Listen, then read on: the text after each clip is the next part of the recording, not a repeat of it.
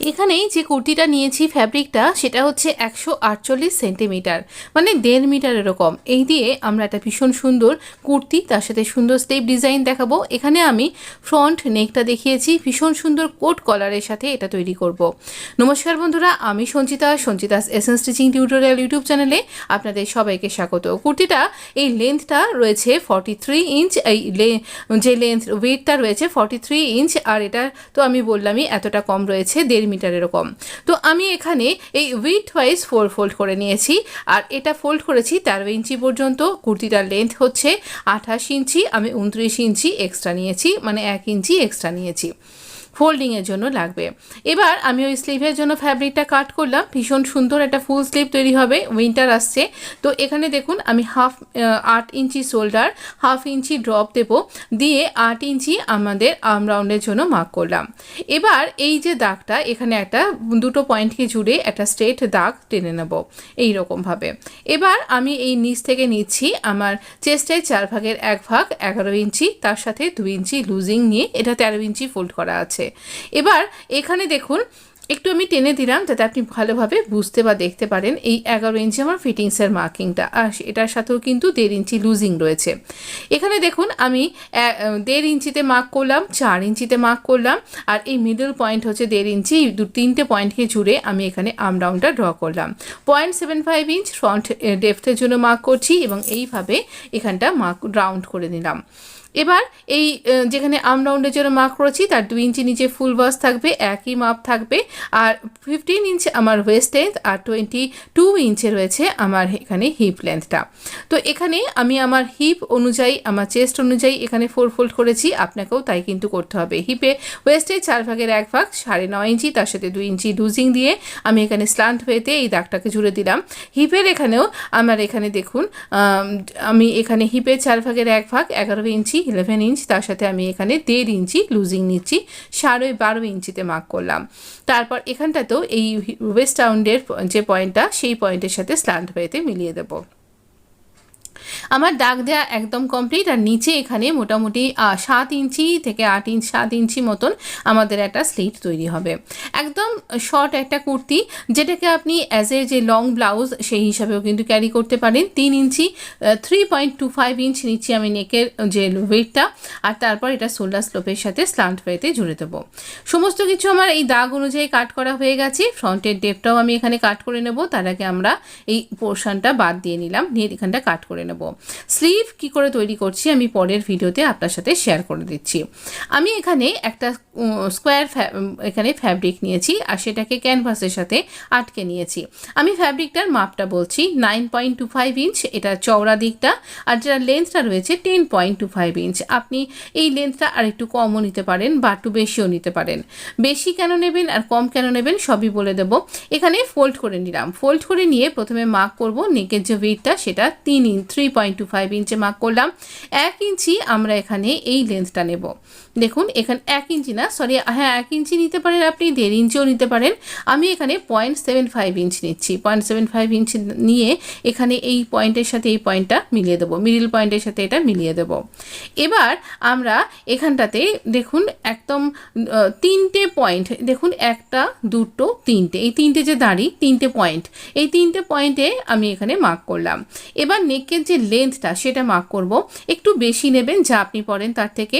আমি যেমন 5 ইঞ্চি বা 6 ইঞ্চি পরি, আমি এখানে 7 ইঞ্চি 7.25 ইঞ্চিতে মার্ক করলাম।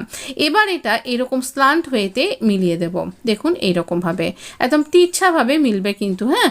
তো এখন এরকম পয়েন্টে গিয়ে মিলছে। এটা আপনি বড় গলা পড়লে 8 ইঞ্চিও নিতে পারেন। এবার এই ইঞ্চি টেপকে এই নেকের লেন্থ অনুযায়ী ফোল্ড করে দেবো, দিয়ে মিডিলে মার্ক করব। মিডিলে যেখানে মার্ক করেছি সেই মার্কিং পয়েন্টের ওপর থেকে 0.75 ইঞ্চ 0.75 ইঞ্চ করে দুদিকে মার্ক করব। মিডিলে যে মার্কটা রয়েছে সেই মার্কটাকে আমরা এখানে একটু স্ল্যান্ট ওয়েতে দাগ দেব, আর এটা নেব 1.25 ইঞ্চ। আপনি সব কিছু মেজারমেন্ট দেখতে পাচ্ছেন।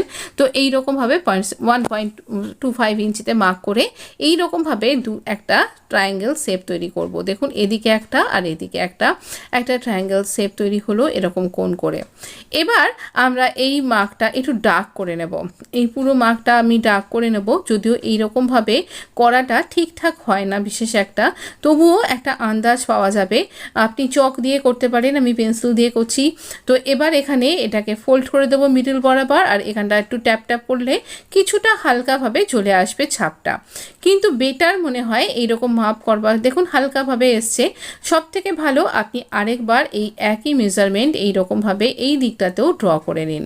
যেমন এখানে মিডল থেকে 3 পয়েন্ট দূরে মার্ক করেছিলাম সেরকমভাবে মার্ক করলাম।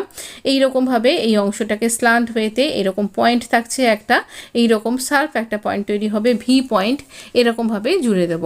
এদিক থেকে এবারও আমরা এখানে 3 ইঞ্চিতে মার্ক করছি, এদিক থেকে এটা 3 ইঞ্চি হচ্ছে, 0.25 ইঞ্চির দিকে ঢুকে গেল। এখানটাতে মার্ক করা হয়ে যাওয়ার পর আমরা এখানটাতে মার্ক করছি। দেখুন এই মিডিলের সাথে মিডিল নিচ্ছি, এখানে 1.25 ইঞ্চিতে মার্ক করছি, আর তারপর এই রকমভাবে যে পয়েন্ট দুটো পাচ্ছি সেই পয়েন্ট দুটোর সাথে এইভাবে স্ল্যান্ট ওয়েতে এইভাবে ভিটা ড্র করে দেব। আমাদের এই রকমভাবে মোটামুটি মার্কিং করা হয়ে গেছে। এবার ভালোভাবে বুঝুন আমরা কিভাবে এটাকে নেকের সাথে অ্যাটাচ করব। মিডিলে কাট করে মার্ক করলাম, আর এটা আমাদের ফ্রন্ট পার্টের ফ্রন্ট রাইট সাইড আমি এফ এবং রাইট চিহ্ন দিয়ে বুঝিয়ে দিলাম। মিডিলে মার্ক করলাম যে এখানে প্ল্যাকেট মাঝ বরাবর, কিন্তু এখানে এটা মার্ক করছি যাতে এই প্ল্যাকেটের সাথে প্ল্যাকেটটা আমাদের মিলে যায়, প্ল্যাকেটটা তৈরি হবে। আর এইভাবে কিন্তু একদম মিডিলের সাথে যে ক্রিজটা তৈরি হয়েছে এখানে আটকে নিচ্ছি, আর সমস্ত 3টে দিকে আমি এখানে পিন দিয়ে আটকে নিলাম। একদম দাগ বরাবর আমরা কিন্তু এখানে ক্যানভাসের উপর দাগ বরাবর স্টিচ করব। এই যে এখানে একটা ট্রায়াঙ্গেল শেপ তৈরি করেছি সেই বরাবর স্টিচ করব, আর প্রত্যেকটা পয়েন্টে ছুঁচকে লক করে করে আমরা ঘুরিয়ে ঘুরিয়ে এইভাবে স্টিচটা কমপ্লিট করব। ভীষণ সুন্দর একটা অ্যামেজিং কোট কলার তৈরি হবে, আর খুব সহজ প্রসেসে এটা তৈরি হবে। যারা বিগিনার্স তারাও কিন্তু এটা তৈরি করতে পারবেন, আর এত সুন্দর স্মার্ট একটা লুক আসে যে কোনো কিছুতে আপনি এটা তৈরি করতে পারবেন। মানে আপনি কলেজ গোয়িং আছেন, আপনি হাউসওয়াইফ আছেন, আপনি কোনো লেকচারার, প্রফেসর, যা কিছু প্রফেশনেই থাকুন না কেন, বা আপনি অফিসে যাচ্ছেন, সব কিছুতেই এটা সুন্দরভাবে চলে যাবে। তো দেখুন আমি এখানে 1/2 ইঞ্চি মতন এখানে ফ্যাব্রিককে রেখে দিলাম, দিয়ে এই এক্সট্রা ফ্যাব্রিককে কাট করছি, একদম এন্ড পর্যন্ত কাট করব, আর এই অংশগুলোকেও কাট করে নিচ্ছি। দেখবেন সেলাই যেন কোথাও কেটে না যায়, এখানেও এই ভি পয়েন্টগুলোতে ছোটো ছোটো করে কাট করে নিতে হবে এন্ড পর্যন্ত, নাহলে এটা ঠিকভাবে টার্ন হবে না। আর এই যে কোনাগুলো আছে সেখানে ছোটো ছোটো করে কাট করব, এইগুলোতেও একটু ছোটো কর্নারগুলোতে কাট করে দিচ্ছি। এবার আমরা আঙুলের সাহায্যে এই প্রত্যেকটা কোনাকে আস্তে আস্তে উল্টিয়ে নেব। ক্যানভাসটাকে ধরে আঙুলটাকে দিয়ে ধরে আমি এভাবে উল্টিয়ে দিচ্ছি, টান করে নিচ্ছি। আমাদের প্রত্যেকটা কোনা এইভাবে কিন্তু বাইরে বেরিয়ে আসছে। আচ্ছা, কোনাটা ভালো করে বার করবার জন্য আপনি ছুঁচের হেল্প নিতে পারেন। আমি এখানে যে পেইন্ট ব্রাশগুলো হয়, আপনি নিশ্চয়ই আমাকে পেইন্ট করতে দেখেছেন বিভিন্ন নেক ডিজাইনে, তো সেই পেইন্ট ব্রাশগুলোর যে স্টিকটা হয় সেই স্টিকটা দিয়ে আমি এখানে এগুলোকে টান করে নিলাম। এবার আমরা এটাকে এই বরাবর একটা টপ স্টিচ করে নেব। দেখুন একদম কিনারা বরাবর একটা টপ স্টিচ লাগিয়ে নিচ্ছি আমরা।